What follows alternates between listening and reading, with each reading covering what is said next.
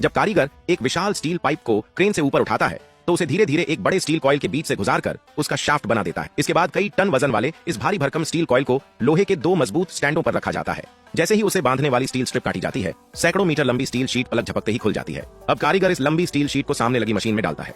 Machine के जबरदस्त दबाव से कुछ ही सेकंड में पूरी शीट बराबर चौड़ाई वाली कई पतली पतली पट्टियों में कट जाती है। यही छोटी छोटी स्टील पट्टियां आगे चलकर कच्चे माल का काम करती हैं। पेशावर की इस छोटी सी वर्कशॉप में इन्हें अलग अलग मशीनों से प्रोसेस करके एक साधारण स्टील शीट को बेहद काम की चीज में बदल दिया जाता है।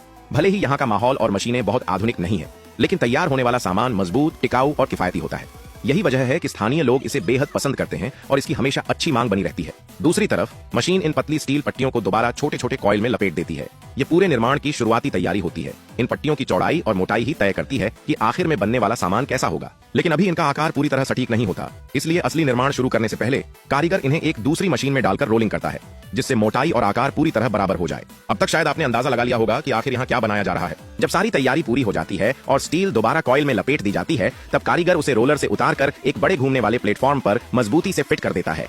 इसके बाद नई स्टील शीट के अगले सिरे को पिछली शीट के पिछले सिरे से वेल्ड कर दिया जाता है, ताकि मशीन को लगातार बिना रुके कच्चा माल मिलता रहे। अब सारी तैयारी पूरी हो चुकी है और असली निर्माण शुरू होता है। जुड़ी हुई स्टील शीट धीरे धीरे सामने लगी पाइप बनाने वाली मशीन के अंदर जाती है।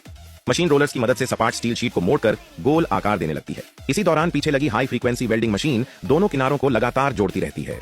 उसके ठीक बाद लगी तेज धार वाली ब्लेड उभरी हुई वेल्डिंग को समतल कर देती है, जिससे पाइप की सतह पूरी तरह चिकनी और सुंदर दिखाई देती है। इसके बाद पाइप को पानी से ठंडा किया जाता है और तय माप के अनुसार कटिंग मशीन से अलग अलग लंबाई में काट दिया जाता है। इस तरह एक साधारण स्टील कॉइल पेशावर की इस छोटी सी वर्कशॉप में कई प्रक्रियाओं से गुजरकर मजबूत स्टील पाइप में बदल जाता है। यही है स्टील पाइप बनाने की पूरी प्रक्रिया।